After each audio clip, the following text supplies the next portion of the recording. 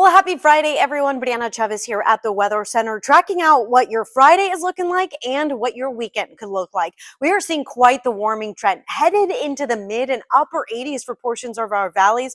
Our coastline still trending in the 60s, but see the effects of that warming trend as well. Now, with warmer temperatures, we aren't quite trending into the record territory, but we still see some relatively high conditions compared to where we have been over the last 7 days. So with that in mind, if you're spending extended periods of time outdoors, know the differences between heat exhaustion and heat stroke. Both can look relatively similar, but can lead to two very different outcomes. And of course, if you are spending time outside, it's allergy season. It's inevitable. And we are continuously seeing the grass pollen levels trending into the extreme category while we're nearing the end of tree pollen season.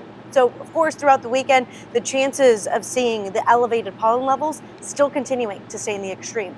The other thing we're keeping an eye on headed into these drier and much warmer months is that drought monitor finally starting to see a little bit of a shift in what could be the chances for some moderate conditions throughout the central and northern Willamette Valley, trending into the northern coastline and even over onto the eastern side of the Cascades.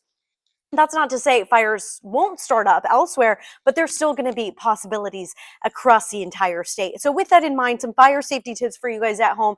If you're heading out camping for a quick weekend trip, or even just traveling in some back roads, important to remember, never park or drive on some tall, dry grass. Of course, camping trips, or if you're just starting out a backyard campfire, make sure you are storing plenty of water and drowning out that fire with plenty of H2O. As put your hand close to it. If it's too close to stand near or too warm to stand nearby, it's definitely going to be too warm to be walking away from.